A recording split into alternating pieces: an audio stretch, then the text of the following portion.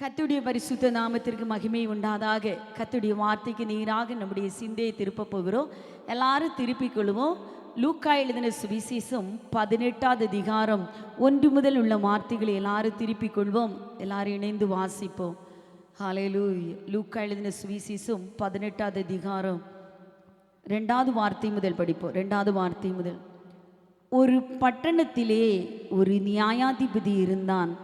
அவன் தேவனுக்கு பயப்படாதவனும் மனுஷரை மதியாதவனுமாயிருந்தான்.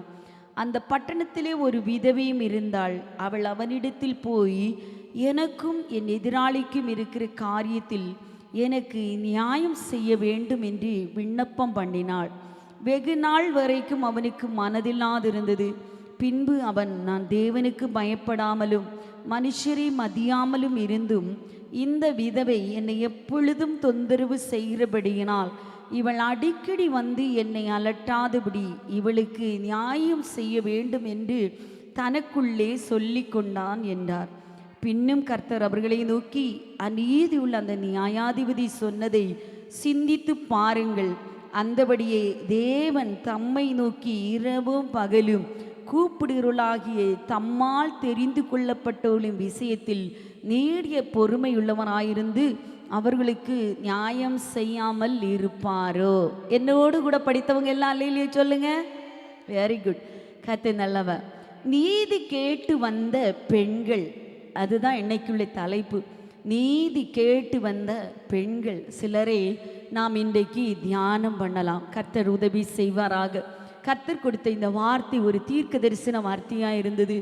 எந்த வார்த்தையை பரிசுத்த ஆவியானவர் உங்களோடு பேச நினைக்கிறாரோ அந்த வார்த்தையை பிடித்து கொண்டு அதன் வார்த்தையினால் வருகிற ஆசீர்வாதத்தை சுதந்திரித்து கொள்ள ஆவியானவர் இந்த காலை நேரத்திலே நம்மை அழைக்கிறார். ஆமென் சொல்லுங்க.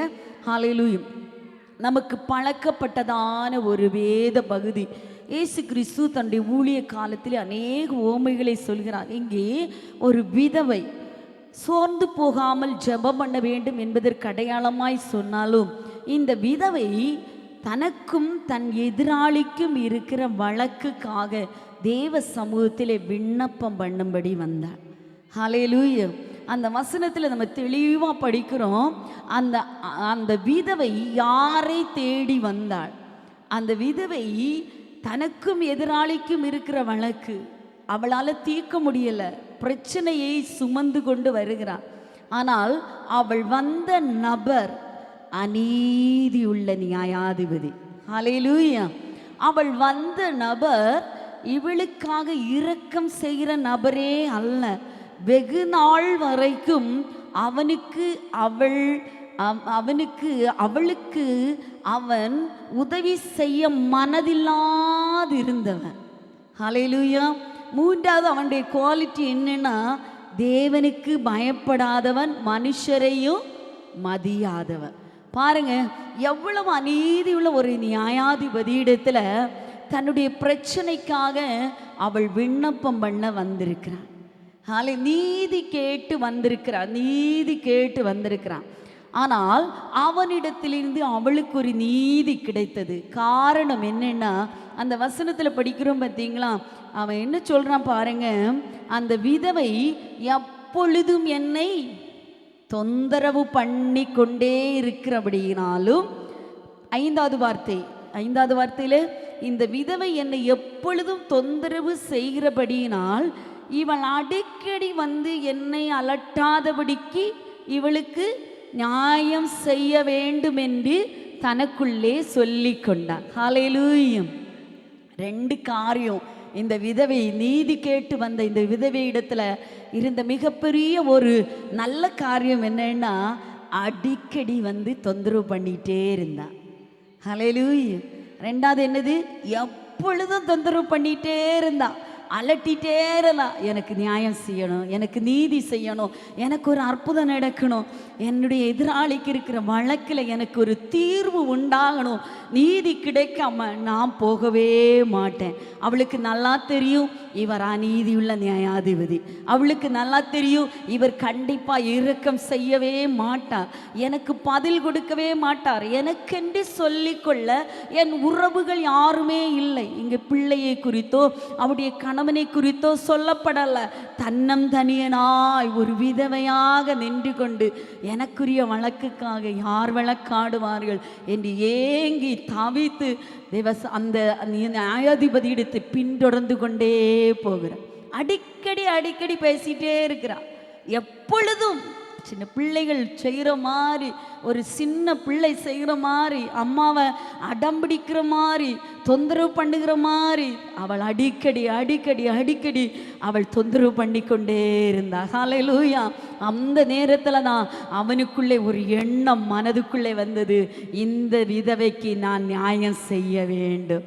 ஆம் தேவ பிள்ளைகளை, நீதி கேட்டு எதிராளிகள் நிமித்தம், பலத்த எதிராளிகள் நிமித்தம் வேதனைப்பட்டு ஆலயத்துக்குள்ளே ஒருவேளை வந்திருப்பீங்க. ஆண்டவரை, என்ன பிரச்சனையோடு வந்திருக்கிறேன், எனக்கு ஒரு உதவி செய்யும். ஹல்லேலூயா. சோர்ந்து போகாமல் எப்பொழுது நீங்கள் ஜெபம் பண்ணணும், சோர்ந்து போகவே கூடாது. ஆண்டவர் அவளுக்கு பதில் கொடுக்கிறார். நான் அந்த நீதியுள்ள நியாயாதிபதி அந்த விதவைக்கு இரக்கம் செய்தாரானால் தேவன் தம்மை நோக்கி, அந்த வசனத்தை எல்லாரும் சத்தமாய் படியுங்களேன். அந்த வசனம் நல்ல ஒரு அருமையான வசனம் பாருங்க. கர்த்தர் காத்திருக்கிற தேவ பிள்ளைகளுக்காக, நியாயம் கேட்டு வருகிற தேவ பிள்ளைகளுக்காக, நீதி கேட்டு வருகிற தேவ பிள்ளைகளுக்காக ஆண்டவர் கொடுக்கிற அருமையான பதில் என்ன தெரியுமா? அது படிங்க. அந்தபடியே 7வது வார்த்தை, அந்தபடியே தேவன் தம்மை நோக்கி இரவும் பகலும் கூப்பிடுகிறவர்களாகிய தம்மால் தெரிந்து கொள்ளப்பட்டவர்களின் விஷயத்தில் நீடிய பொறுமையுள்ளவனாயிருந்து அவர்களுக்கு நியாயம் செய்யாதிருப்பாரோ? சீக்கிரத்திலே அவர்களுக்கு நியாயம் செய்வார் என்று உங்களுக்கு சொல்கிறேன். இதுதான் ஆண்டவர் எனக்கு கொடுத்ததான பதில். உங்கள் எதிராளிக்கு இருக்கிற வழக்கின் நடுவில் நீங்கள் வந்திருக்கிறீங்க.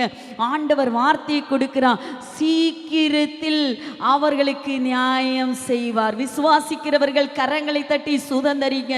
ஆண்டவரை, எனக்கு சீக்கிரமாய் நியாயம் செய்ய போகிறீர், சீக்கிரமாய் என் வழக்கை தீர்த்து வைக்க போகிறீர், சீக்கிரமாய் என் எதிராளியோடு பேச போகிறீர், சீக்கிரமாய் எனக்கு ஒரு பதில் வரப்போகிறது, சீக்கிரமாய் பரிசுத்த ஆவியானவர் திட்டம் தெளிவுமாக காலையிலே கொடுத்த ஒரு வார்த்தை, சீக்கிரமாய் நான் உங்கள் எதிராளிக்கு உனக்கு உள்ள வழக்கை தீர்த்து வைக்க போகிறேன்.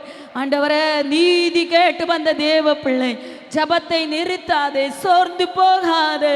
எப்பொழுது விடியும், எப்பொழுது என் வாழ்க்கைக்கு மாற்ற வரும், இந்த எதிராளியோடு பேச எனக்கு யார் இருக்கிறார்கள், இந்த எதிராளியோடு பேச எனக்கு யார் இருக்கிறார்கள், எனக்காக வழக்காட யார் இருக்கிறார்கள், எனக்காக யுத்தம் பண்ண யார் இருக்கிறார்கள், ஐயத்தோடு வந்து நிற்கிறீங்களா? ஆண்டவர் பதில் கொடுத்திருக்கிறார், சீக்கிரமா உன் வழக்குக்கு பரிகாரம் வந்து விட்டது, சீக்கிரமாய் நான் உன் ஜெபத்திற்கு பதில் தந்து விட்டேன். ஹல்லேலூயா.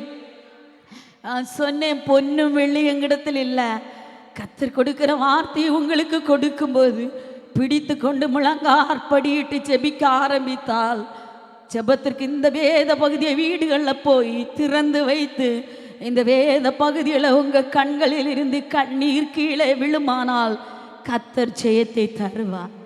ஆமென் சொல்லுங்க. அப்படி விட்டு ஜெபம் பண்ணி பாருங்க, கர்த்தர் ஜெயத்தை தருவார். வேதத்தை அப்படியே தெரியுங்க.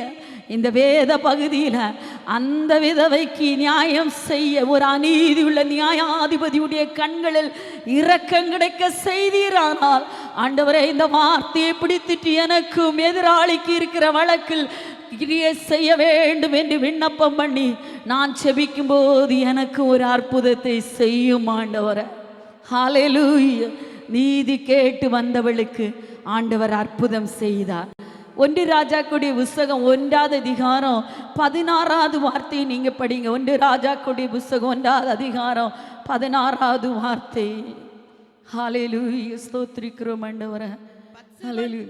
குனிந்து ராஜாவை வணங்கினாள். பத்சேபாள் குனிந்து ராஜாவை வணங்கினாள். அப்பொழுது ராஜா, உனக்கு என்ன வேண்டும் என்று கேட்டார். உனக்கு என்ன வேண்டும் என்று கேட்டார்.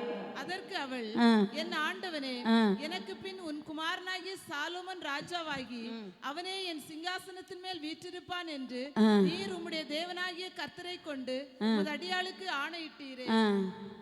இப்பொழுது இதோ அதோனியா ராஜாவாகிறான். என் ஆண்டவனாகிய ராஜாவே, நீர் அதை அறியவில்லை. ஹல்லேலூயா, ஹல்லேலூயா. இங்கே பத்சேபாள் நீதி கேட்டு தாவீது ராஜாவிடத்தில் வருகிறார். பத்சேபாளுக்கு தாவீது ராஜா ஒரு ஆணை கொடுத்திருந்தார். எனக்கு பின் உன் குமாரனாகிய சாலமோன் ராஜ்யத்தை அரசாட்சி செய்வான் என்று ஒரு நம்பிக்கை கொடுத்திருந்தார். நமக்கு தெரியும், பத்சேபாள் ஒரு போர் வீரனுடைய மனைவி. பத்சேபாள் கர்த்தருடைய ஊழியக்காரரோடு கூட படுத்திருந்து பாளையத்திலே ஒரு ஆண்டவனுடைய வேலைக்காரருடைய படுத்திருந்து தன்னுடைய வீட்டு காரியங்களுக்கு கூட செவி கொடுக்காத, கவனிக்காத ஒரு உரியாவுடைய மனைவி. ஹல்லேலூயா. தாவீது ராஜா பத்சேபாளோடு பாவம் செய்கிறான். ஆண்டவர் நமக்கு எல்லாருக்கும் தெரிந்ததான வேத பகுதி. கர்த்தர் கடைசியாக அவனுக்கு ஒரு குமாரனை கொடுக்கிறார், சாலமோன். தாவீது அநேக மனைவிகளை வைத்திருந்தார், அநேகம் பிள்ளைகளை பெற்றிருந்தார். ஆனால் தாவீது ஒரு வாக்குத்தத்தத்தை கொடுத்திருந்தார் பத்சேபாளுக்கு. பத்சேபாளே, நீ கைவிடப்படுவதில்லை. ஹல்லேலூயா. நான் எனக்கு பின்பு சிங்காசனத்தில் உன்னுடைய குமாரனை வாய்ப்பேன். ஹல்லேலூயா சொல்லுங்க. ஆண்டவர் கொடுத்த வாக்குத்தத்தம். எத்தனை மனைவிகள் இருந்தாலும், எத்தனை நபர்கள் இருந்தாலும், தாவீது ராஜா பத்சேபாள் மேல் கவனம் செலுத்தி அவளுக்குரிய வாக்குத்தத்த குமாரனை சிங்காசனத்தில் வைப்பேன் என்று ஆணையும் விட்டிருந்தார். ஹல்லேலூயா. ஆனால் இந்த அதிகாரத்தின் முதல் பகுதியிலே படிக்கிறோம், அங்கே ஒருவன் ஆகீத்துக்கு பிறந்த அதோனியா, அதாவது அப்சலோமின் சகோதரனாகிய அதோனியா ராஜாவாக தீர்மானிக்கிறான். அவன் ராஜாவாக எல்லாருக்கும் பிரகடனம் பண்ணியாச்சு, நான் தான் ராஜா. அவன் காலாட்களை சம்பாதிக்கிறான், குதிரை வீரர்களை சம்பாதிக்கிறான், அநேக தன்னோடு கூட ரதங்களை சம்பாதிக்கிறான். சத்தமிட்டு கூப்பிடுறான். எல்லா அவனுடைய ஆசாரியர்கள் அநேகர், அதாவது தாவீதோடு கூட இருந்த யோபா படைத்தலைவனையும் தன் பக்கமாக இழுத்து கொண்டான். அவன் ராஜாவாக பிரகடனப்படுத்தி கொண்டான். இந்த சூழ்நிலை மிகவும் மோசமான ஒரு தருணம். அப்படியானால் தாவீது ராஜா கடைசி நிமிடங்களுக்கு நேராக வந்து விட்டார். அவர் வயது முதிர்ந்து போயிருக்கிறார். அவருக்கு அனல் உண்டாக்கினால் கூட அனல் உண்டாகவில்லை. போர்வையினாலே போர்த்தி அனல் உண்டாக்கினாலும் அனலாகவில்லை. அந்த கடைசி நேரத்தில் வந்திருக்கிறான். இப்போதான் பத்சேபாள் பார்க்குறான், அதோனியா ராஜாவாக போகிறான். என்னுடைய குமாரனுக்கு தாவீது போட்டிருந்த ஆணை நிறைவேற்றாமல் போகிறது. அதோனியா ராஜாவானால் எனக்கும் பாதுகாப்பில்லை, என்னுடைய பிள்ளைக்கும் பாதுகாப்பில்லை. 2 பேரையும் அந்த ராஜா கொல்ல போகிறான். சரியான நேரத்தில் சரியான நிமிடங்களை, தருணங்களை சரியாக பயன்படுத்தி கொண்ட ஒரு பத்சேபாள் ராஜாவிடத்தில் வருகிறார். ராஜா படுத்து கிடக்கிறார். ராஜாவிடத்தில் சொல்கிறார், ராஜாவே, நீர் எனக்கு ஆணையிட்டதுண்டு. ராஜாவே, நீர் என் குமாரனை சிங்காசனத்தில் வைப்பேன் என்று சொன்னதுண்டு.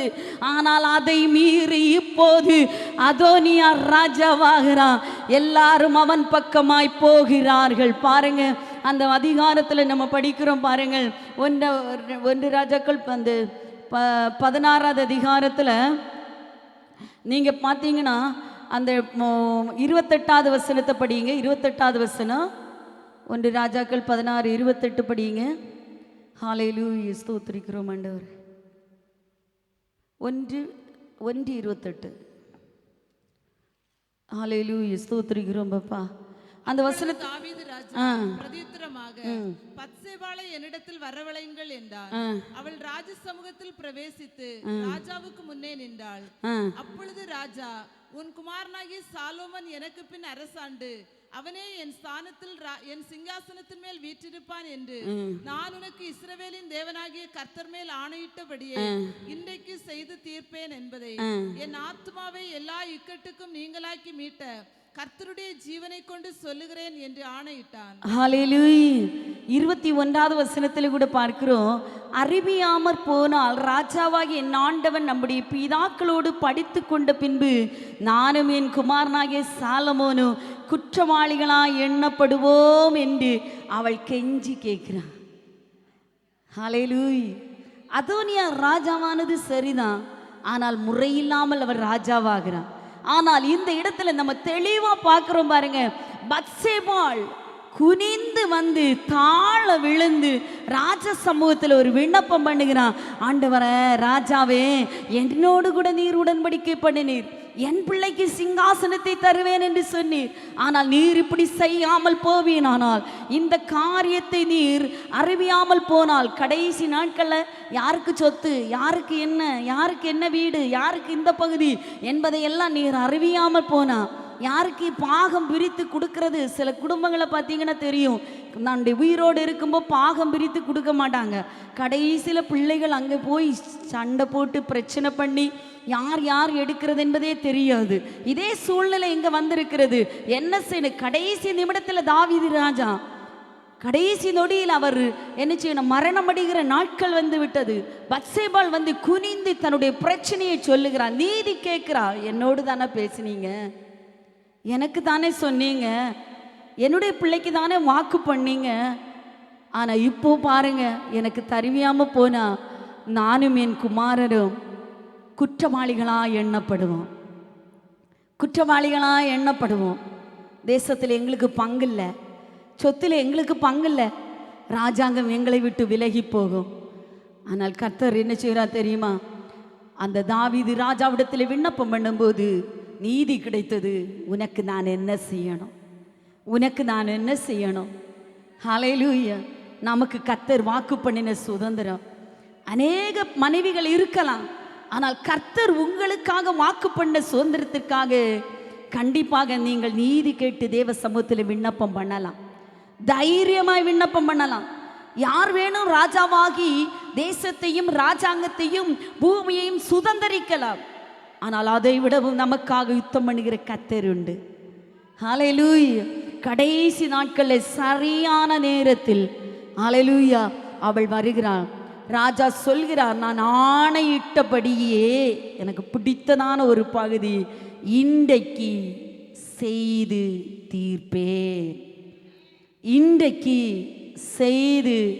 தீர்ப்பேன் என்று என் ஆத்துமாவை எல்லா இக்கட்டுக்கும் நீங்களாக்கிவிட்ட கர்த்தருடைய ஜீவனை கொண்டு சொல்லுகிறேன். இதுதான் வாக்குத்தத்த வார்த்தை. பிடித்து கொள்ளுங்க ஆண்டவரை. இன்றைக்கு செய்து தீர்ப்பே. ஹல்லேலூயா. தாவீது ராஜா மறுத்தரு கொடுத்தார், இன்றைக்கு செய்து தீர்ப்பேன். நாளைக்கல்ல, இன்றைக்கே ஆண்டவர் அற்புதம் செய்வார். நாளைக்கல்ல ஆண்டவர், நாளைக்கல்ல இன்றைக்கே அற்புதம் செய்வார். நமக்கும் நம்முடைய பிள்ளைகளையும் ஆண்டவர் உயர்த்துவேன் என்று வாக்குத்தத்தம் பண்ணி இருந்தால், இந்த காரியத்தில் யாரேனும் எதிரடையாய் வந்து வாக்குத்தத்துக்கு தடையாய் இருந்தால், ஆண்டவர் சொல்கிற அவருடைய தடைகளை நீக்கி இன்றைக்கு ஒரு அற்புதத்தை செய்வேன். விசுவாசிக்கிறவர்கள் கரங்களை தட்டி, ஆண்டவரை எனக்கு ஒரு அற்புதத்தை செய்கிறதற்காக ஸ்தோத்திரம், எனக்கு ஒரு அற்புதத்தை செய்கிறதற்காக ஸ்தோத்திரம். ஹல்லேலூயா. அதே 48வது வார்த்தையிலே சொல்லப்படுகிறது, 1வது அதிகாரம் 48. பின்னும் ராஜா என்னுடைய கண்கள் காண இன்றைய தினம் என் சிங்காசனத்தின் மேல் ஒருவனை வீற்றிருக்க செய்த இஸ்ரவேலின் தேவனாகிய கர்த்தருக்கு ஸ்தோத்திரம் என்று என்றான். அப்பொழுது அதோனியாவின் விருந்தாளிகள் எல்லாம் அதிர்ந்து எழுந்திருந்து அவரவர் தங்கள் வழியே போய்விட்டார்கள். அதோனியா சாலமோனுக்கு பயந்ததினால் எழுந்து போய் பலிபீடத்தின் கொம்புகளை பிடித்து கொண்டான். அல்லேலூயா. ஆனால் கர்த்தர் அந்த இடத்துல சாலமோனுக்கு விரோதமாய் இருந்த அதோனியாவுடைய சகல தந்திரங்களையும் ஆண்டவர் முறித்து போட்டார். அவரவர் வாக்கில் எல்லாரும் என்ன செய்தாங்க? எழுந்து ஓடி போனாங்க. தாவீது கர்த்தருக்குரிய வாக்குத்தத்தத்தை அவனுடைய கண்கள் காண சிங்காசனத்தில் உட்காரும்படிய கர்த்தரே கிரியை செய்தார். தாவீதுக்கும் அந்த பாக்கியம் கிடைத்தது, பத்சேபாளுக்கும் அந்த பாக்கியம் கிடைத்தது. தாவீது சொன்ன அதே வாக்குத்தத்தத்தை பத்சேபாளுக்காக நிறைவேற்றக்கூடிய ஒரு தருணம் கிடைத்தது. காரணம் என்னவென்றால், பத்சேபாள் தன்னுடைய பிள்ளையுடைய காரியத்திற்காக நீதி கேட்டு தேவ சமூகத்திலே போனான். ஹல்லேலூயா. லீ இயாக்கோக்கா என்ற ஒரு தேவ மனிதர் சொல்கிறான், சரியான நேரத்தில் எடுக்கப்படும் பிந்தி எடுக்கப்படும் சரியான தீர்மானம் கூட தவறான தீர்மானமே. சரியான தீர்மானம் சரியான நேரத்தில் எடுக்கப்படாமல் இருந்து பிந்தி எடுக்கப்படும் சரியான தீர்மானம் கூட தவறான தீர்மானம். புரிஞ்சிருக்குன்னு நினைக்கிறேன். சரியான நேரத்தில் நீங்கள் தேவ சமூகத்தில் போகாமல் கொஞ்ச நேரம் விட்டுட்டீங்கன்னா, ஒரு செகண்ட் நழுவிட்டுன்னா, அந்த சரியான தீர்மானமாக இருந்தால் கூட உங்களுக்கு அது வந்து சேராது. நமக்கு யாருக்குமே வந்து சேராது. இப்போ தாவீது ராஜா மட்டும் கண்ணை மூடிட்டுன்னா, பத்சேபாளுக்கு சொன்ன வாக்குத்தத்தம் தாவீது ராஜாவுக்கும் பத்சேபாளுக்கும் மாத்திரம்தான் தெரியும். வேற யாருக்கு ஒருவேளை தெரியும், கர்த்தர் சொல்லி இருக்கிற சாலமோனை நான் கொண்டு வருவேன், ஆனால் மற்றவர்கள் இவர்களை வகை வைக்கவே மாட்டார்கள். கரெக்டான டைமில், கரெக்டான நேரத்தில், கரெக்டான சமயத்தில் தேவ சமூகத்தில் போனதினாலே, தாவீதை தேடி போனதினாலே அன்றைக்கு அற்புதம் நடந்தது. ஒரே ஒரு வார்த்தை மாத்திரம் பத்சேபாள் நினைச்சிருப்பான்னா, ஹல்லேலூயா, பத்சேபாள் நினைச்சிருப்பா, அவர் வயசாச்சு, கண்ணு காணாது, பலன் இல்லாமல் இருக்காரு, என்ன செய்யறதுன்னே தெரியல, இனி போயும் பிரயோஜனம் இல்லை அப்படின்னு நினைச்சிருந்தானா, அன்றைக்கு அந்த அற்புதத்தை அவளுடைய கண்கள் கண்டிருக்காது. சரியான நேரத்தில், குறிப்பிட்ட நேரத்தில், காலம் தவறாது போய் நீதிக்காக விண்ணப்பம் பண்ணினதினாலே கர்த்தர் அவருடைய கண்கள் காண அந்த அதிசயத்தை செய்தார். கரங்களை தட்டி ஹல்லேலூயா, ஹல்லேலூயா. பத்சேபாள் நீதிக்காக போராடினாள். கர்த்தர் அந்த இடத்தில் மகிமையாய் செய்தார். 1 ராஜாக்கள் 3ஆம் அதிகாரம் 16ஆவது வார்த்தை படியுங்க. 1 ராஜாக்கள் 3:16. அப்பொழுது வேசிகளான 2 ஸ்திரீகள் ராஜாவினிடத்தில் வந்து அவனுக்கு முன்பாக நின்றார்கள். ஆமென். அவர்களில் ஒருத்தி, என் ஆண்டவனே, நானும் இந்த ஸ்திரீயும் ஒரே வீட்டிலே குடியிருக்கிறோம். நான் இவளோட வீட்டில் இருக்கையில் ஆண் பிள்ளை பெற்றேன். நான் பிள்ளை பெற்ற 3ஆம் நாளிலே இந்த ஸ்திரீயும் ஆண் பிள்ளை பெற்றாள். நாங்கள் ஒருமித்திருந்தோம். எங்கள் இருவரையும் தவிர வீட்டுக்குள்ளே வேறொருவரும் இல்லை. ராத்திரி தூக்கத்திலே இந்த ஸ்திரீ தன் பிள்ளையின் மேல் புரண்டு படுத்ததினால் அது செத்து போயிற்று. ஹல்லேலூயா. அருமையான ஒரு வேத பகுதி. சாலமோன் ராஜ்யபாரம் ஏற்றாயிட்டு. இங்க 2 வேசிகளான ஸ்திரீகள் நீதி கேட்டு சாலமோன் ராஜாவை தேடி போறாங்க. சாலமோன் ஆட்சியேற்ற முதல் பகுதி, முதல் வேலையா இந்த வேலை தான் நடக்குது. பாருங்க, எவ்வளவு ஒரு கடினமான ஒரு சூழ்நிலை. வேசிகளான 2 ஸ்திரீகள் ஒரே வீட்டில் இருக்கிறாங்க. ஒருமிக்க பிள்ளை பெறுறாங்க. 2 பிள்ளையும் ஆம்பளை பிள்ளை. 2 பேரும் என்ன செய்கிறாங்க, பக்கத்தில் படுத்திருக்கிறாங்க. ராத்திரி தூக்கத்திலே இந்த ஸ்திரீ படுத்ததினால குழந்தை செத்து போயிற்று. ஹல்லேலூயா. என்ன ஆயிற்று? செத்து போயிற்று.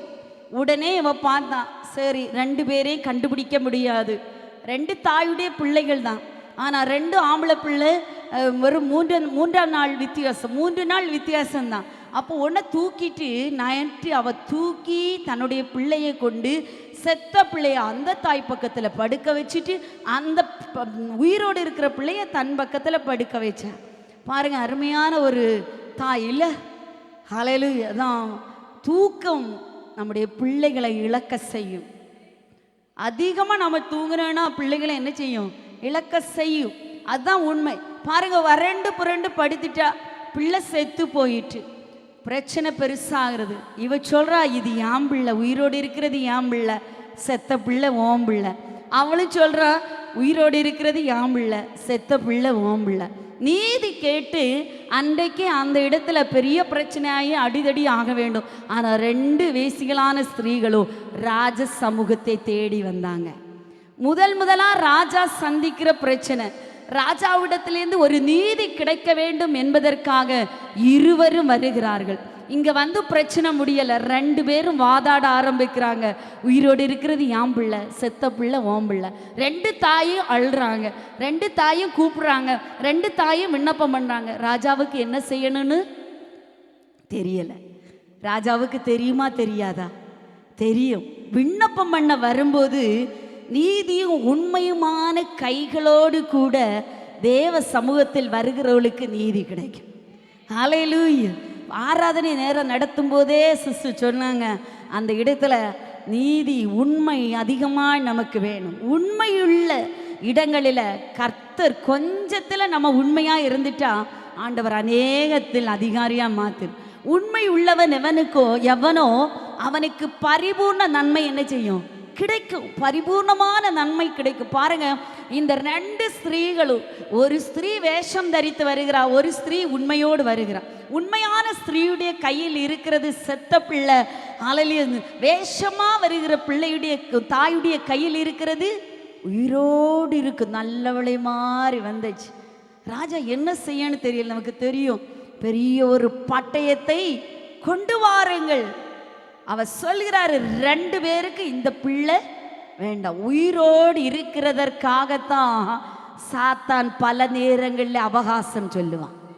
செத்த பிள்ளையை குறித்து யாருக்கு வேண்டாம்? 2 தாய்மாருக்கு வேண்டாம். உங்களுக்கு தெரியும், ஆவிக்குரிய பிள்ளைகளுக்கு தான் மற்ற பிள்ளைகளோடைய வலி அதிகம், மற்ற பிள்ளைகளோட பிரச்சனை அதிகம்.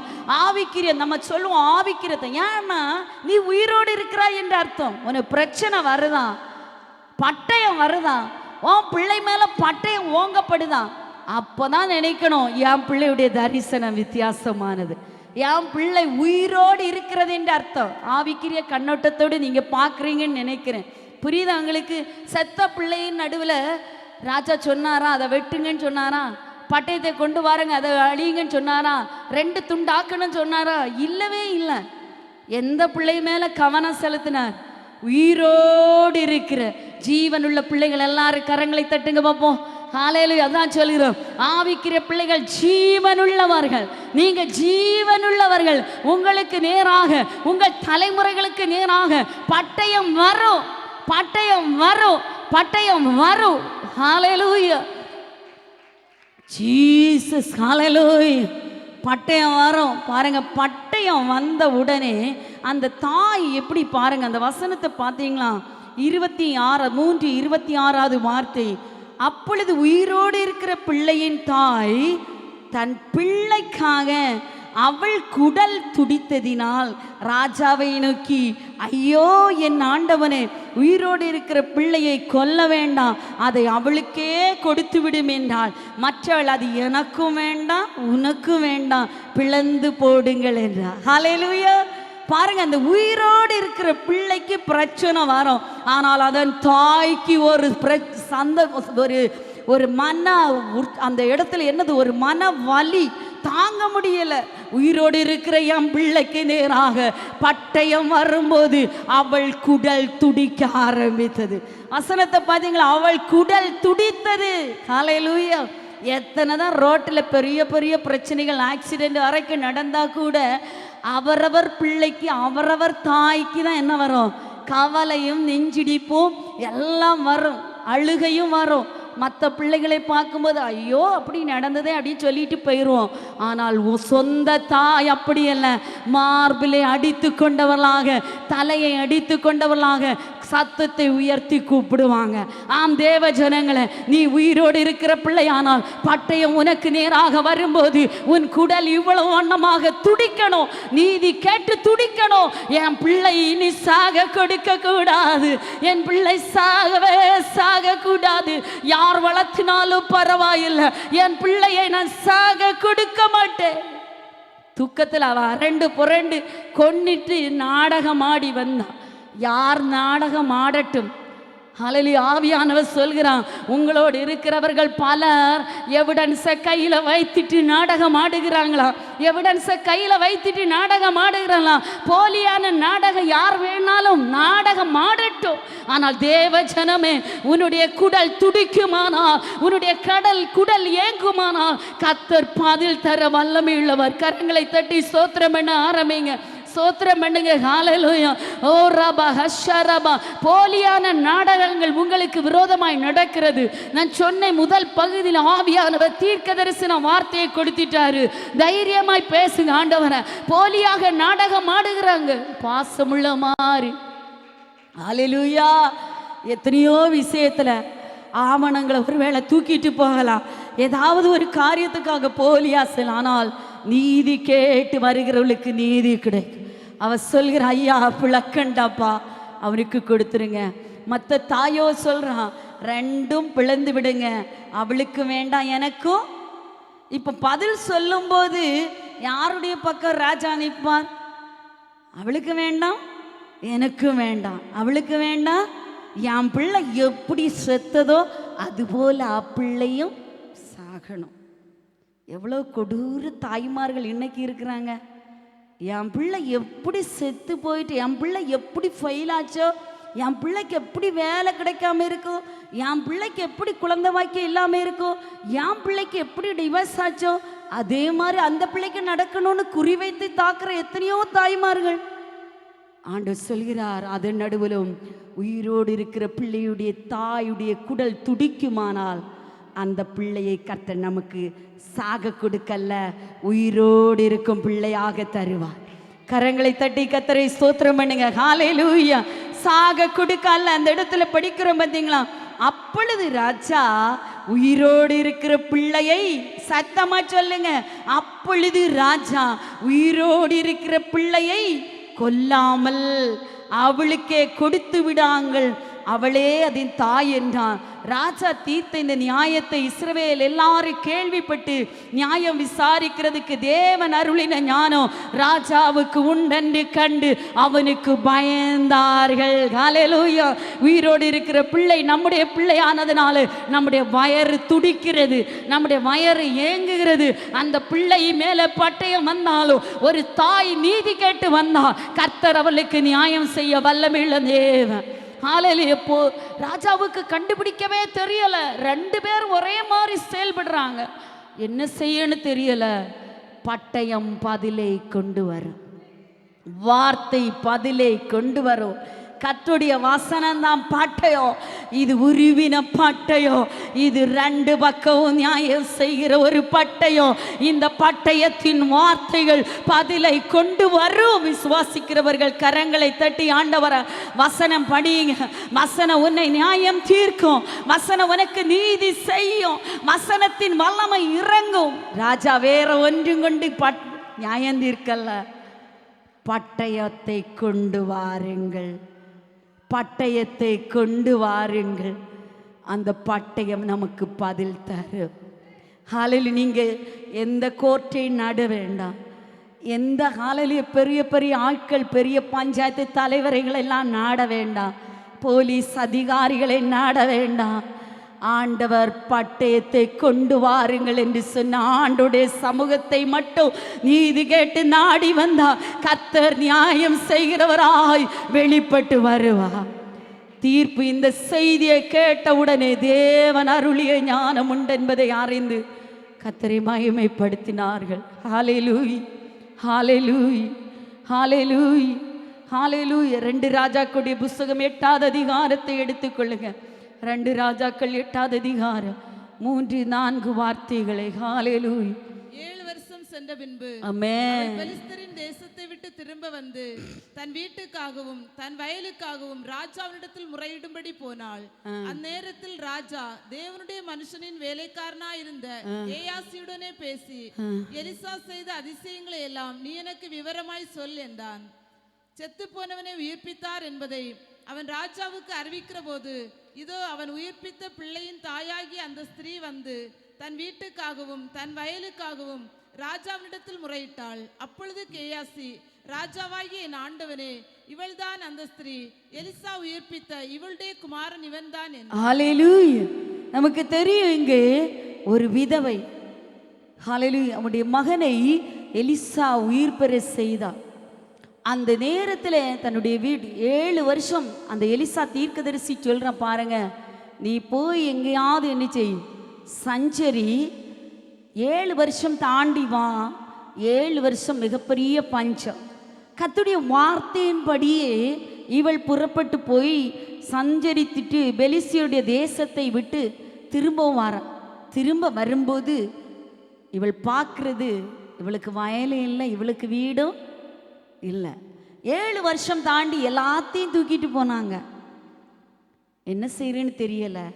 ராஜ சமூகத்தை தேடினா, நீதி கேட்கும்படி ராஜாவிடத்தில் வருகிறான். எங்கேயும் போகல, நான் சொன்ன ராஜாவிடத்தில் வருகிறான். அவள் வந்து சொல்றான், நான் 7 வருஷம் இங்கே இல்லைப்பா, நான் 7 வருஷம் பெலிஸ்திய தேசத்தில் போயிருந்தேன். ஆனால் பெலிஸ்திய தேசத்தில் போயிருந்ததினாலே இவள் யாருக்கும் அந்த சொத்துக்களை விற்கவோ யாருக்கும் கொடுக்கவோ செய்யலை. சும்மா விட்டுட்டு சாப்பாட்டிற்காக தான் பெலிஸ்திய தேசத்துக்கு போறான். எதுக்காக போறா? கற்று சொல்லிட்டாரு போ. ஆனாலும் போயிட்டு திரும்பி வரும்போது ஒன்னையும் காணும். ஹல்லேலூயா. எல்லாவற்றையும் இழந்து போய் நீதி கேட்டு தேவ சமூகத்தில் வருகிற பாருங்க. அந்த வசனத்தில் நீங்க படிச்சீங்க, அந்த வேலைக்காரன் அந்த ராஜா என்ன செய்கிறான், அந்த நேரத்தில் தான் எலிசாவுடைய வேலைக்காரனாகிய கேயாசி வந்து நிற்கிறாரு. என்ன செய்கிறாரு? எலிசா செய்த அற்புதத்தை எல்லாம் இவர் கேட்குறாரு. கேட்டுட்டே இருக்கும்போது இந்த அம்மா உள்ளே வாரா, சுனேமியாள் இந்த அம்மா உள்ளே வாராங்க. உள்ள வரும்போது அவ சொல்றா, எலிசா உயிர்ப்பித்த பிள்ளையுடைய தாய் தான் இந்த அம்மா தான் நிற்கிறாங்க. அவளிடத்துலையும் கேட்கப்பட்டது, அப்படியா? ஆமாம். பாருங்க, ஆண்டவர் நீதி செய்கிற தருணத்தை பாருங்க. அங்க சொல்லப்படுகிற அதே டைம்ல, அங்க கேட்டு ராஜா கேட்குற அதே நேரத்தில் இந்த தாய் உள்ள போறாங்க. தருணத்தை சரியா பயன்படுத்தி நான் சொல்றேன், ஆராதனை நேரத்தில் சில வார்த்தைகள் வெளிப்பட்டு வரும். அந்த தருணத்தில் நீங்க இருந்தீங்கன்னா அந்த வார்த்தையின் ஆசீர்வாதம் உண்டு. சில சங்கீத பகுதியில் கட்டுடைய வார்த்தை வரும். அந்த தருணம் கரெக்டாக நீங்க நிற்கணும். ஹல்லேலூயா. அவங்களுக்கு தான் இது வெளிச்சமா வெளிப்பட்டு வரும். ஹல்லேலூயா. நம்ம எந்த பிரசங்க நேரத்தில் சில வார்த்தைகள் வெளிப்பட்டு வரும். சிலர் அந்த தருணத்தை என்ன செய்வாங்க, கடந்து போவாங்க. சில நேரம் என் ஆத்துமாவேன்னு சொல்லுகிற அந்த கடைசி நேரத்தில் வார்த்தை வெளிப்பட்டு வரும். அந்த நேரத்தை நம்ம மிஸ் பண்ணனா அந்த நேரத்தில் வார்த்தை நமக்கு இல்லை. அதுதான் கடைசியாக அந்நாள் ஜெபித்து முடித்து திரும்பும்போது தான் சொல்ல, நீ சமாதானத்தோட போ. ஜெபிக்க வரைக்கும் வார்த்தை வரல, முடிய வரைக்கும் வார்த்தை வரல. ஏலிக்கு டாட்டா சொல்லிட்டு கிளம்பும் போது தான் வார்த்தை வருது, நீ சமாதானத்தோடே போ, நீ கர்த்தரிடத்தில் கேட்ட விண்ணப்பத்தின்படி உனக்காக கிடந்து. அந்த வார்த்தையை கேட்கறதற்கு நம்ம சரியா டைம் செவி கொடுக்கிற ஒரு நேரம், அந்த டைம்ல நம்ம உட்காரணும். பாருங்க, இங்க விவரங்களெல்லாம் எலிசா செய்த அற்புதங்களையெல்லாம் ராஜா கேட்டு கேட்டு சந்தோஷப்படுகிற, கேயாசியிட தன்னுடைய வேலைக்காரத்தில் கேட்டு கேட்டு சந்தோஷப்படுகிற ஒரு நேரத்தில் இந்த ஸ்திரீ கரெக்டா போய் நிற்கிறாங்க. ஹல்லேலூயா. இவள்தான் உயிர்ப்பித்த பிள்ளையுடைய தாய் என்று அறியப்பட்ட உடனே என்ன நடக்கு பாருங்க. அந்த வசனத்தில் படிக்கிறோம் பார்த்தீங்களா, 8வது அதிகாரம் 6வது வார்த்தை படிங்க. 8வது 6வது வார்த்தை. ராஜா அந்த ஸ்திரீயை கேட்டதற்கு அவள் அதை அவனுக்கு விவரித்து சொன்னாள். அப்பொழுது ராஜா அவளுக்கு ஒரு பிரதானியை நியமித்து அவளுக்கு உண்டானது எல்லாவற்றையும் அவள் தேசத்தை விட்டு போன நாள் முதல் இதுவரைக்கும் உண்டான அந்த வயலின் வருமானம் அனைத்தையும் அவளுக்கு கிடைக்கும்படி செய் என்றார். ஹல்லேலூயா. எவ்வளவு அருமையான ஒரு வார்த்தை இல்ல. அவளுக்குண்டான ராஜா இந்த தாய்க்கு ஹல்லேலூயா உண்டான எல்லாவற்றையும், ஆமென், எல்லாவற்றையும், தாய்க்குண்டான எல்லாம் என்னது, வயலு வீடு எல்லாவற்றையும் கொடுக்கும்படி ஒரு பிரதானியை நியமிக்கிறார். ராஜ சமூகத்திலிருந்து ஒரு பிரதானி ஒரு அருமையான தாய்க்காக அவ ஊரை தேடியே வந்தாங்க. ஹல்லேலூயா. எவ்வளோ அருமையான வார்த்தை. ராஜ சமூகத்திலேருந்து ஒரு பிரதானி, அவன் நினைச்சு கூட பார்க்கல, அவ அப்ளிகேஷன் கூட கொடுக்கல, அவ கோர்ட்டு நடைன்னு ஏறல, விண்ணப்பம் பண்ணி போகிற நேரத்தில் ஆண்டவர் ஏற்கனவே ஆயத்தம் பண்ணினா, என் மகள் அங்கே விண்ணப்பம் பண்ண போறாங்க, அங்கே இருந்து ஒரு செய்தி வருகிறது, அவள் செய்கிறாள், எல்லாவற்றையும் விவரித்து சொல்கிறார், எனக்கு இப்படியெல்லாம் செய்தார் என்று சொல்லி விவரித்து சொல்கிற நேரத்தில் ஒரு பிரதானியை கர்த்தர் நியமித்து, ராஜா நியமித்து அவளுக்கு என்ன செய்கிற, எல்லாம் கிடைக்கும்படி செய்கிற. மட்டுமல்ல, 7 வருஷம் யார் கையில் தேசத்தை விட்டு போன நாள் முதல் இதுவரைக்கும் உண்டான அந்த வயலின் வருமானம் அனைத்தையும் அவளுக்கு கிடைக்கும்படி செய்தார். அதில் 3 ஆசீர்வாதம் அந்த தாய்க்கு கிடைத்தது. நீதி கேட்டு போன ஒன்று என்னது, பிரதானியாய் நியமித்தார். ஹல்லேலூயா. எங்கேயும் போய் அளக்க வேண்டிய தேவையில்லை. ஆண்டவர் பிரதானியை நியமித்து எங்க எல்லாம் பிடிச்சு வச்சிருக்கிறானோ, எங்க எல்லாம் அவகாசம் சொல்லி வச்சிருக்கிறானோ, எந்த எல்லையெல்லாம் எல்லைக்கல்லா இருக்கிறதோ அந்த எல்லைக்கல்லா எல்லாம் அளந்து கொடுக்கும்படி ஒரு பிரதானியை நியமித்தார். அவள் விட்டு போன வயலில் அவளுக்கு கிடைச்சது, அவள் விட்டு போன வீடு அவளுக்கு கிடைச்சது, எல்லாம் திரும்ப கிடைச்சது மாத்திரமல்ல, 7 வருஷம் நீ போட்ட எல்லாம் வருமானம், என்னெல்லாம் வருமானம் அவன் எடுத்துரும் வயலில் விளைச்சி 7 வருஷத்தை வருமானம். உழைக்கல, கிருஷி செய்யலை, தண்ணி ஊற்றலை, புரிஞ்சவங்களுக்கு இது ஒன்றும் செய்யாமல் கர்த்தருடைய வார்த்தையை கேட்டு போனவளுக்கு எல்லாம் திரும்ப கிடைத்தது. வீடு ஒருவேளை வாடகை விட்டுருக்கோம், இந்த வாடகை தொகை, மெயின்டெனன்ஸ் தொகை எல்லாவற்றையும் ஆண்டவர் திரும்ப கொடுத்தார். அப்படியான பாருங்க, அவன் செய்யாத, அவன் கர்த்தருடைய வார்த்தையின்படி போய் பஞ்சத்திற்காக வயத்து பசி ஆற்றுறதற்காக தான் போனான். ஆனால் கர்த்தர் கிரியை செய்ய ஆரம்பித்தார். ஹல்லேலூயா. நமக்கு தேவன் தந்திருக்கிற ஒவ்வொரு தருணங்களையும் நம்ம பார்வையிலே வித்தியாசப்படுத்தி பார்க்கணும் தேவ பிள்ளைகளை. ஒரு விஷயம், ஒரு ஷூ கம்பெனிக்காரர் இருந்தாராம். அவர் என்ன செய்கிறாருன்னா, தன்னுடைய 2 ஊழியக்காரரை அழைச்சாராம். ஒரு நாட்டுக்கு அவர்களை அனுப்பி வைக்கிறார். முதலாவது ஒரு ஊழியக்காரன் அனுப்பி வைக்கிறான். அந்த இடத்துல நல்ல ஷூ தயாரிப்பு நிறுவனத்தை, அந்த கடையை அங்கேயும் அந்த வெளிநாட்டில் உள்ள குறிப்பிட்ட ஸ்தலத்திற்கு உருவாக்க வேண்டும், அந்த கடை உருவாக்க வேண்டும் என்பதற்காக தன்னுடைய 2 ஊழியக்காரரை அனுப்பி வச்சாராம். அங்கே போய் பார்க்கும்போது ஒருவர் பார்க்குறாரு, அந்த நாட்டில் உள்ளவங்க யாருமே செருப்பு போட மாட்டாங்க. இந்த ஷூக்காரர் அவர் நினச்சிட்டு வராரு, அதிகாரி இடத்துல வந்து சொல்கிறார், எஜமானனே, அந்த நாட்டில் உள்ளவங்க யாரும் என்ன செய்யுங்க, செருப்பே போட மாட்டாங்க. நம்ம போய் அங்கே போய் ஒரு செருப்பு கம்பெனியோ ஒரு செருப்பு கடையோ வைத்தோன்னா எந்த பிரயோஜனமும் இல்லை.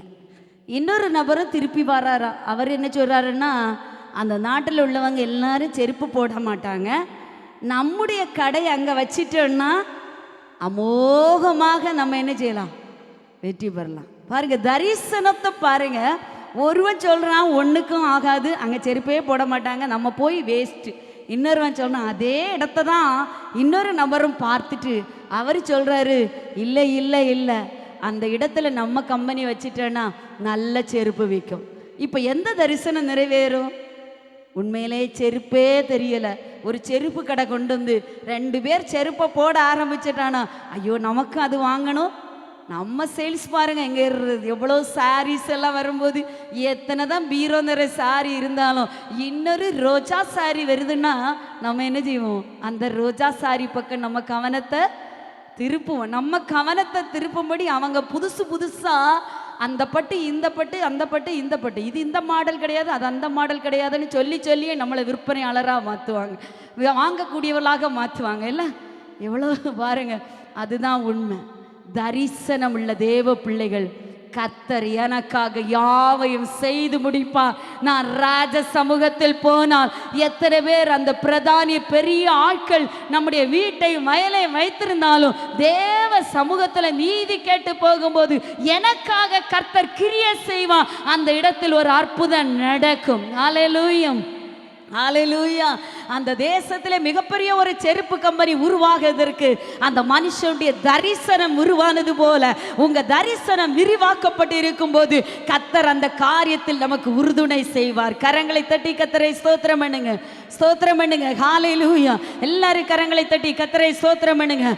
என் தேவன் எனக்கா ஏதாகிலும் செய்திடுவான், எந்தாகிலும் என்னை மறந்தது உண்டா, என் தேவன் எனக்கா ஏதாகிலும் செய்திடுவான், எந்தாகிலும் என்னை மறந்தது உண்டா, கிரகிக்க முடியா காரியம் செய்வி சர்வஞானி உம்மை ஆராதிப்பே, கிரகிக்க முடியா காரியம் செய்வி சர்வஞானி உம்மை ஆராதிப்பே, கிரகிக்க முடியா காரியம் செய்வி சர்வஞானி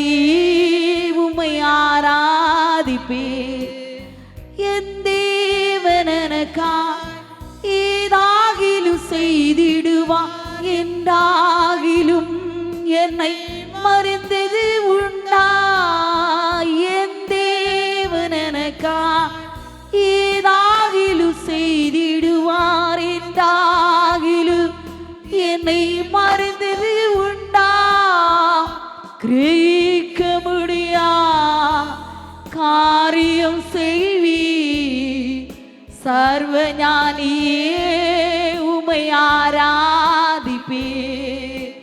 கிரகிக்க முடியா காரியம் செய்வி சர்வஞானியே.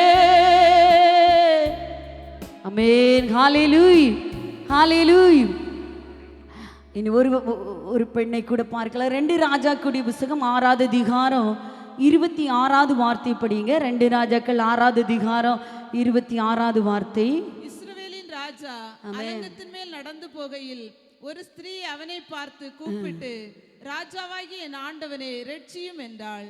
அதற்கு அவன், கர்த்தர் உன்னை இரட்சிக்காதிருந்தால் நான் எதிலிருந்து உன்னை எடுத்து உன்னை இரட்சிக்கலாம்? களஞ்சியத்தில் இருந்தா, ஆலையில் இருந்தா என்று சொல்லி ராஜா பின்னையும் அவளை பார்த்து, உனக்கு என்ன வேண்டும் என்று கேட்டான். அதற்கு அவள், இந்த ஸ்திரீ என்னை நோக்கி, உன் மகனை தா, அவனை இன்று தின்போம், நாளைக்கு என் மகனை தின்போம் என்றாள். ஹalleluya ஹalleluya. இங்கேயும் 2 தாய்மார்கள். சமாரியாவிலே மிகப்பெரிய பஞ்சம், தாக்கு பிடிக்க முடியாத பஞ்சகாலம். வசனம் சொல்லுது, ஒரு கழுதை தலை 80 வெள்ளி காசு. 1 கிராம் வெள்ளி எவ்வளவு ரூபா? Very good. 1 கிராம் வெள்ளி எவ்வளவு ரூபா? 90 ரூபா. 80 கிராம் வெள்ளி எவ்வளவு ரூபா? ஒரு வெள்ளி காசு 1 கிராம். ஆனா சொல்லுங்க, கணக்கில் புலியெல்லாம் இருக்கீங்களா? சொல்லுங்க. 7200 ரூபா. யாருக்கு விலை? ஹalleluya.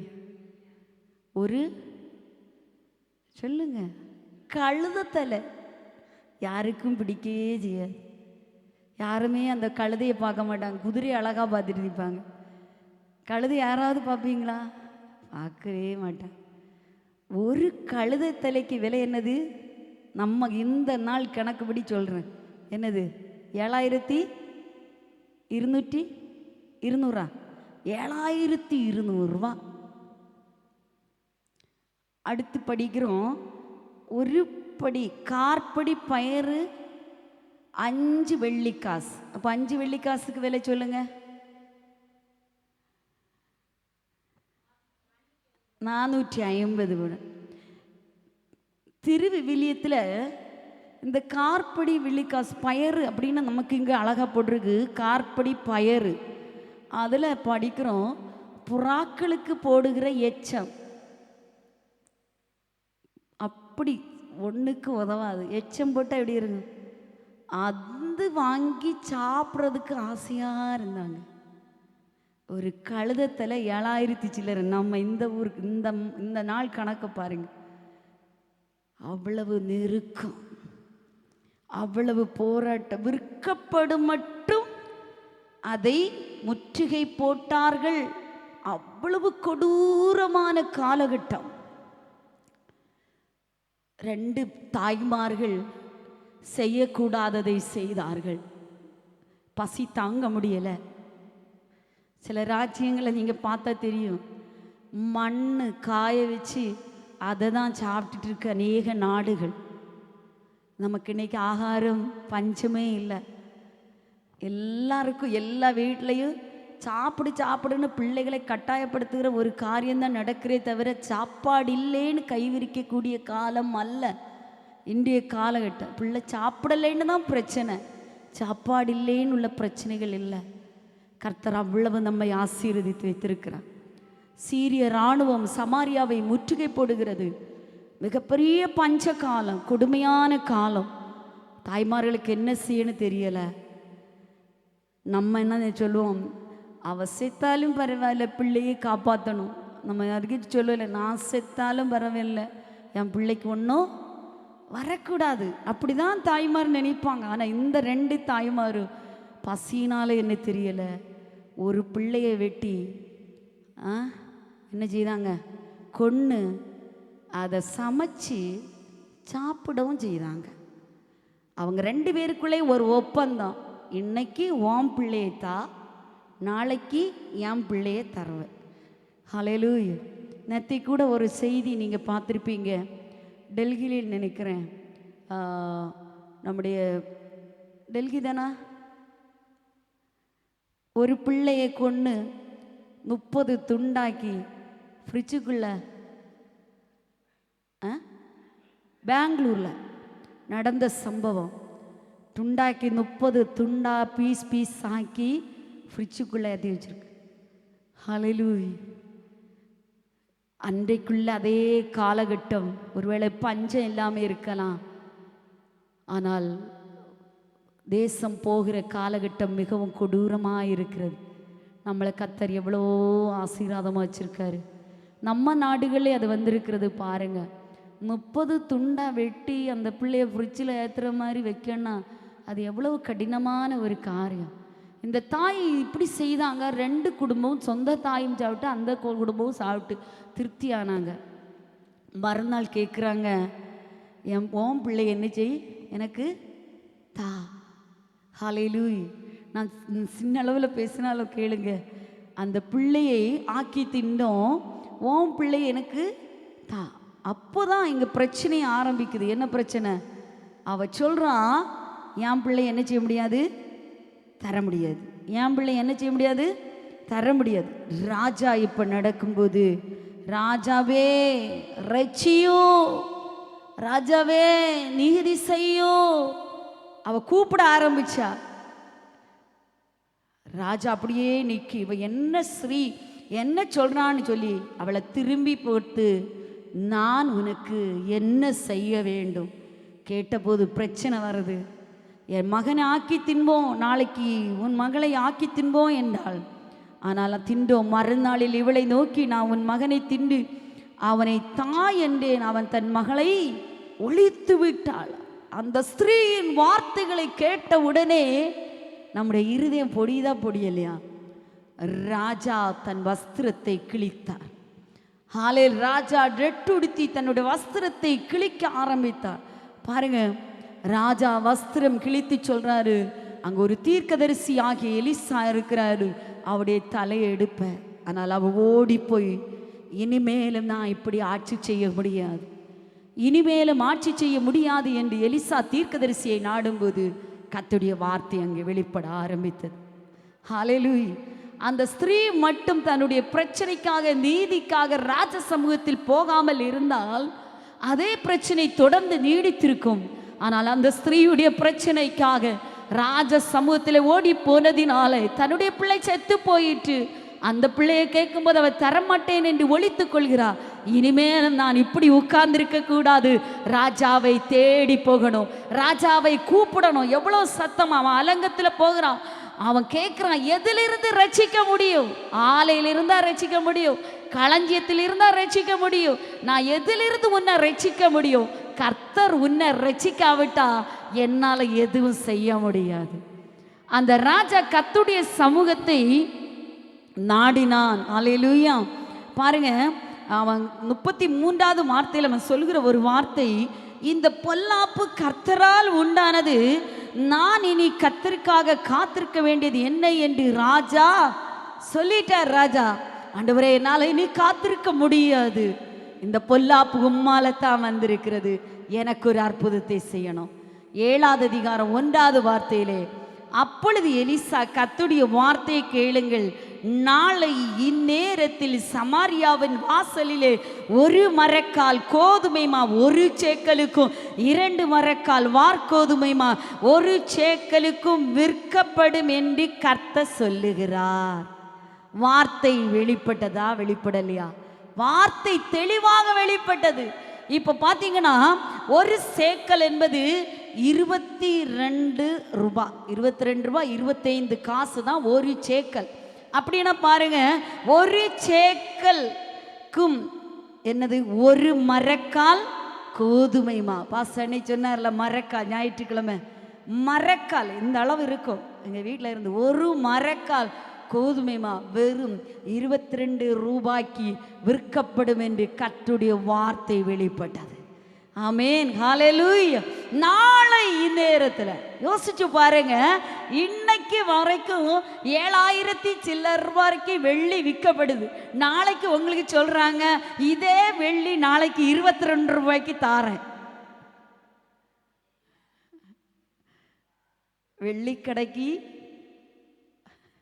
எல்லாரும் ஓடிரும், உந்தலு தள்ளலும்.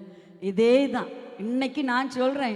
நாளைக்கு கர்த்தர் 25,000 ரூபாய் விற்கக்கூடிய பொண்ணை 2 ரூபாய்க்கு தாராருன்னு சொல்லிட்டேன்னு வச்சுருங்க. ஓ, சிரிப்பை பாருங்க, எவ்வளோ அழகா சிரிக்கிறீங்க. 2 ரூபாய்க்கு கிடைக்குதா? இது நேரத்தில் இதான் அந்த பிரதானி உடனே சொல்றாரு, ஆண்டவர் வானத்தின் மதகுகளை திறந்தா கூட இது என்ன செய்யாது, சம்பவிக்காது. வசனத்தை படிச்சீங்களா? வானத்து 2வது வார்த்தையில இருக்கிறது, வானத்தின் மதகுகளை திறந்தால் கூட, 7வது அதிகாரம் 2வது வார்த்தையில.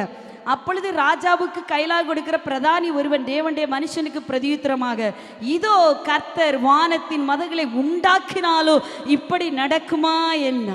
அதற்கு அவன், உன்னுடைய கண்கள்னால் அதை காண்பாய், ஆனால் அதில் சாப்பிட மாட்டாய்ன்னு சொல்லிட்டாரு. நம்ம விசுவாசிக்கணும். ஆண்டவர் சொல்லிட்டாரா, அந்த வார்த்தையை ஆமென் என்று இருக்கிறது. வாக்கு தத்தங்கள் எல்லாம் ஜாய்சன் பாஸ்டருக்கு ஒரு பாட்டு, சூப்பர் பாட்டு இல்ல, வாக்கு தத்தங்கள் எல்லாம் கர்த்தருக்குள் ஆமென் என்று இருக்கிறது. கர்த்தர் வாக்கு சொல்லிட்டாரு, நம்புற. ஆண்டவரே அது செய்ய போகிறேன். எப்படி செய்யறாரோ தெரியாது, செய்ய போறாரு. ஆமென் சொல்லுங்க. எப்படி செய்யறாரோ செய்ய தெரியல, ஆனா கர்த்தர் செய்ய போகிறாரு. வலது கரத்தை உயர்த்தி அப்படி சொல்லுங்க, என் தேவன் எனக்கா செய்ய போகிறார். அது எப்படி செய்யறாருன்னு தெரியல. கர்த்தர் மதகுகளை அவன் கேட்கிறான், வானத்து மதகு திறந்தா கூட நடக்காது. அல்ல சாத்தான் சொல்லுவான், வானத்து மதகு திறந்தாலும் நடக்காது. இந்த பிரசங்கம்லாம் எத்தனை பிரசங்கம் கேட்டாச்சு, நடக்கவே நடக்காது. ஆனா கர்த்தர் சொல்கிறார், இது நடக்கும், நாளை நடக்கும், இந்த காரியத்தில் ஒரு அற்புதம் நடக்கும். ஆண்டவர் சொல்லிட்டாரு. மீதி எல்லாரும் விசுவாசிக்கிறாங்க, இந்த ஒரு மனுஷன் விசுவாசிக்கல. அவன் சாப்பிடவே இல்லை. அதை பார்த்தான், மறுநாள் அற்புதம் நடக்குது. பாருங்க எவ்வளவு பெரிய ஆச்சரியம். கழுதத்தலை சாப்பிட்டு இருந்தவங்களுக்கு எல்லாருக்கும் ஆண்டவர் கோதுமை கொடுத்துட்டாரு, மாவு கொடுத்துட்டாரு, பயறு கொடுத்துட்டாரு. எவ்வளவு ஆச்சரியமான ஒரு காரியம். இதுவரைக்கும் கழுதத்தலை பிள்ளைகளை சொந்த பிள்ளை ஆக்கி சாப்பிட்டவன் எல்லாம் திருப்தியா கோதுமை சாப்பிடக்கூடிய அளவுக்கு கர்த்தர் அங்க உயரத்தில் கொண்டு வைத்தார். ஹல்லேலூயா. ஆண்டவர் அதிசயம் செய்தார். சத்துருக்கள் நடுவில் கர்த்தரே யுத்தம் பண்ண ஆரம்பித்தார். அவன் போட்டுட்டு எல்லாத்தையும் போட்டுட்டு ஓடிட்டான். கர்த்தர் அவனுடைய கையிலேருந்து எல்லாவற்றையும் பிடுங்கி இவர்களுக்கு உணவாக கொடுத்தார். ஹல்லேலூயா. ஆண்டவர் இவர்களுக்கு உணவாக கொடுத்தார். இன்றைக்கு நீ வெட்கப்பட்டு போவதில்லை. கர்த்தர் சொல்கிறார், இன்றைக்கு நீ வெட்கப்பட்டு போவதில்லை. அவன் சாப்பிட்டு நமக்கு நம்முடையதை திண்டிட்டு நம்ம கொள்ளையடிச்சிட்டு இருந்தான். ஆண்டவர் அவனுடைய கொள்ளையடிப்புகளை எல்லாம் துரத்தி விட்டு அவன் கொள்ளையிட்ட எல்லாத்தையும் கர்த்தர் நம்முடைய கரங்களை ஒப்பு கொடுக்க போகிறார். ஹல்லேலூயா. அப்படியே நடந்தது தேவ பிள்ளைகளே, அதிசயம் நடந்தது. அதுவரை பிள்ளைகளை சாப்பிட்டு வந்த தாய்மார்கள் இனி சாப்பிட தேவையில்லை. ஹல்லேலூயா. விலை கொடுத்து கழுதத்தலையை சாப்பிட்டவங்க சாப்பிட போறதில்லை. கர்த்தர் நமக்காக யாவற்றையும் செய்து முடிப்பார். ஆமென். ஹல்லேலூயா. ஹல்லேலூயா. வெறும் சின்ன காசு கொடுத்து வாங்கக்கூடிய அளவுக்கு ஆண்டவர் அற்புதம் செய்தார். ஹல்லேலூயா. பெரிய பெரிய பண செலவுகள் ஒருவேளை வந்து கொண்டு இருக்கலாம். கொடிய பஞ்சம் உங்க வீட்டில், ஆனால் எவ்வளவு வாங்கினாலும் தாரித்திரியம் மாறாத ஒரு சூழ்நிலை. அந்த சூழ்நிலையை நீங்கள் அனுபவித்து கொண்டு இருக்கலாம். சொன்ன மாதிரி பெரிய பெரிய பணங்களை எல்லாவற்றையும் அதில் சின்ன சீப்பான காரியத்திற்கு, சீப்பான சில்லறைக்கு கொடுக்க வேண்டிய சூழ்நிலை ஒருவேளை உங்களுக்கு வந்திருக்கலாம். ஆண்டவர் சொல்கிறார், நீ கர்த்தருடைய சமூகத்தில் நியாயம் கேட்பாயானால், ஆண்டவரே என்னுடைய வாழ்க்கையில் ஒரு மாற்றம் வேணும் ஆண்டவரே. சூழ்நிலை வேறு. ராஜாவே கேட்குறான், என்ன எப்படி ரட்சிக்க முடியும்? ஒன்றும் ரட்சிக்க முடியாது. கர்த்தரே நமக்காக யுத்தம் பண்ண ஆயத்தமாய் நிற்கிறார். கர்த்தரே நமக்கு ஜெயத்தை தர ஆயத்தமாய் நிற்கிறார். சொன்ன மாதிரி நீதி கேட்டு வந்த பெண்களுக்கு கர்த்தர் நியாயம் செய்தார். யாருக்கெல்லாம் நியாயம் செய்தார்? ஒரு விதவை சோர்ந்து போகாமலா நீதியுள்ள நியாயாதிபதி இடத்திலே கர்த்தர் நியாயம் செய்தார். பத்சேபாள் கர்த்தர் தாவீது ராஜாவிடத்திலே நியாயத்தை கொடுத்தார். ஹல்லேலூயா. அவனுடைய பிள்ளைக்காக அவன் ஜெபித்தான். ஆண்டவர் அந்த பிள்ளையை சிங்காசனத்தில் உயர்த்தி நியாயம் செய்தார். 3வது 2 வேசிகளான பிள்ளைகள் பட்டயத்தை கொண்டு கர்த்தர் அந்த இடத்திலே நியாயம் செய்தார். 4 தன் வீட்டுக்காகவும் வயலுக்காகவும் விண்ணப்பம் பண்ணின அந்த சுனேமியாளுக்காக கர்த்தர் ஒரு பிரதானியை நியமித்து நியாயம் செய்தார். ஹல்லேலூயா.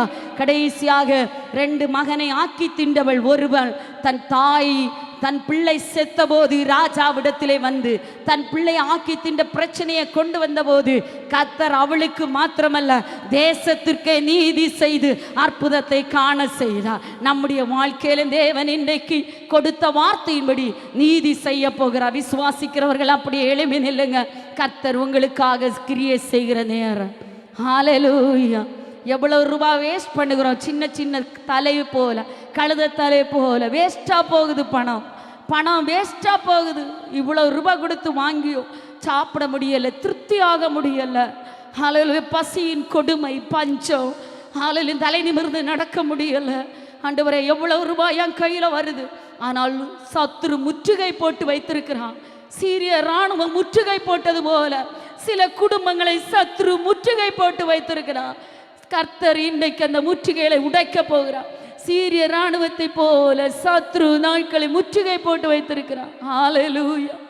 ஆண்டவரே, உம்மை துதிக்கிறேன். வாழ்க்கையில பஞ்சகாலம் மாறணும் ஆண்டவரே. என் வாழ்க்கையில ஒரு மாற்றம் வரணும் ஆண்டவரே. ஹல்லேலூயா. சோர்ந்து போகாதீங்க. விதவை ஜெபத்தை ஆண்டவர் சொல்லும் போது சொல்கிறார், சோர்ந்து போகாமல் எப்பொழுதும் அவள் விண்ணப்பம் பண்ணினாள். அடிக்கடி தொந்தரவு பண்ணிட்டே இருந்தான். வாச ஜபத்தில் பேசுறா, ஓய்வு நாளில் பேசுறா, தனி ஜபத்தில் பேசுறா, இரவு ஜபத்தில் பேசுறா. ஹல்லேலூயா. தனித்து போயிருந்து அழுது ஜெபிக்கிறா. ஆண்டவர் சொல்கிறா, அந்த நீதியுள்ள நியாயாதிபதி ஒரு அற்புதத்தை செய்து போல சீக்கிரம் உன் வாழ்வு துளிர்விட செய்யும். சீக்கிரத்தில் ஒரு அற்புதம் நடக்கும். ஹல்லேலூயா. பத்சேபாளுக்கு சொல்றா, இன்றைக்கே நான் உனக்கு செய்து தீர்ப்பேன்.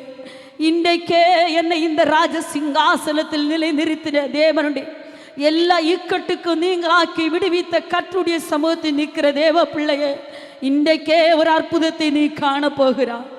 இன்றைக்கே ஒரு அற்புதத்தை. ஹல்லேலூயா. சரியான நேரத்தில் போன அந்த சூனேமியாளுக்காக கர்த்தர் ஒரு பிரதானியை நியமித்தது போல சிலருக்காக கர்த்தர் ஒரு நியாயாதிபதியை நியமிக்க போகிறார். வழக்காடும்படியாக, உனக்குள்ளதை தரும்படியாக சிலரை இடையிலே கர்த்தர் கொண்டு வர போகிறார். சில மனுஷனுடைய கண்களை தயவுடைக்க பண்ண போகிறார். ஒவ்வொரு வார்த்தையும் தீர்க்கதரிசன வார்த்தை என்பதை ஆவியிலே நான் உணர்ந்து கொண்டிருக்கிறேன். ஒவ்வொரு வார்த்தை பிடித்துக் கொள்கிறவர்களுக்கு, ஏற்றுக்கொள்கிறவர்களுக்கு ஆலையிலே தீர்க்கதரிசன வார்த்தை. பிரதானி சொன்ன மாதிரி, நான் வானத்தின் மதகளை திறந்தாலும் இப்படிப்பட்டதை காண மாட்டேன் என்று ஐயப்படுகிறவர்களுக்கு இது ஆசீர்வாதத்தின் வார்த்தை அல்ல.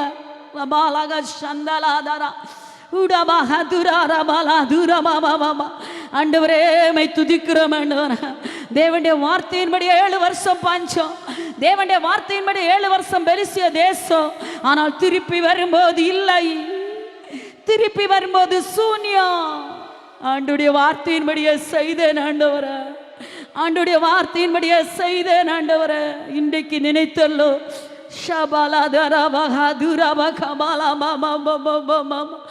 இப்ப வீடு மயிலும் போயிருக்கப்பா, அற்புதம் செய்யுங்கப்பா.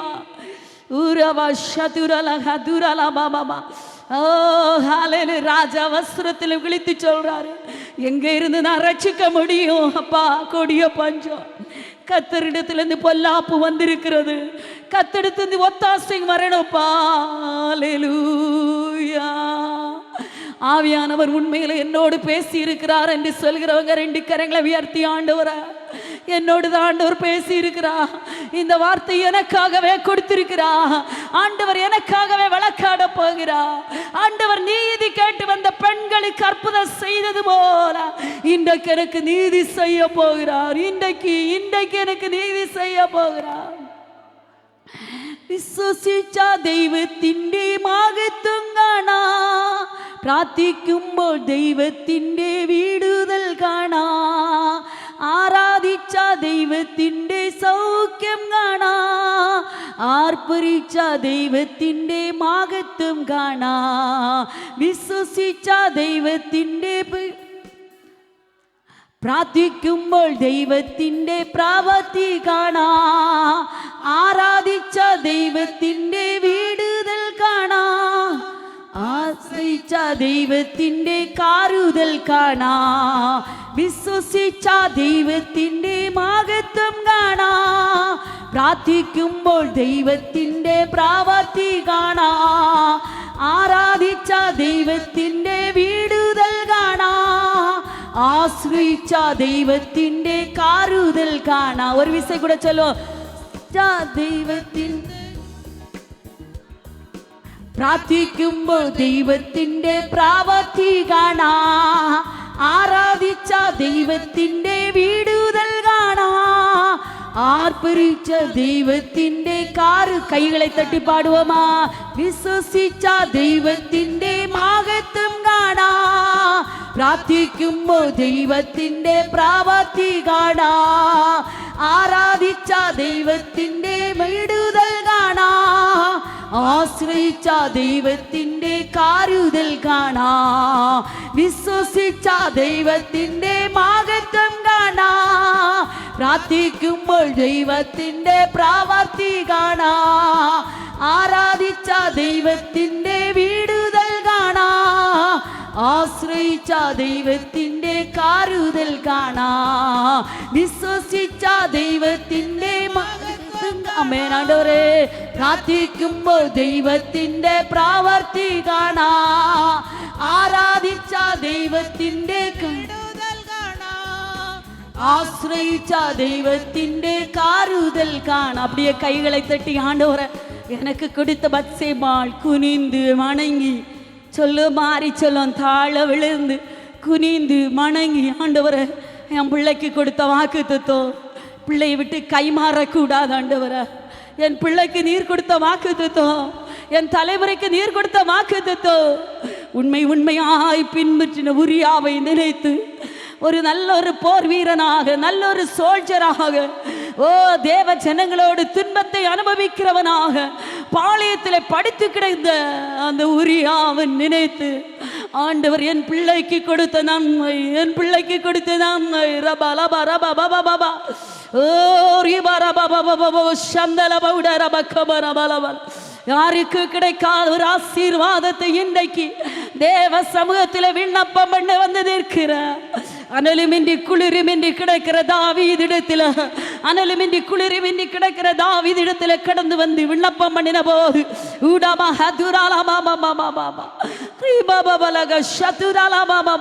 தேவன் அந்த வாக்குத்தத்தத்தை நிறைவேற்றினார். ஆணையிட்டதை நிறைவேற்றினார். ஆணையிட்டதிலே தவறாதவர் ஆணையிட்டதை நிறைவேற்றினார். இயேசுவி நாமத்தில் இன்றைக்கு ஒரு அற்புதம் எங்க பிள்ளையுடைய வாழ்க்கையில நடக்குதுப்பா.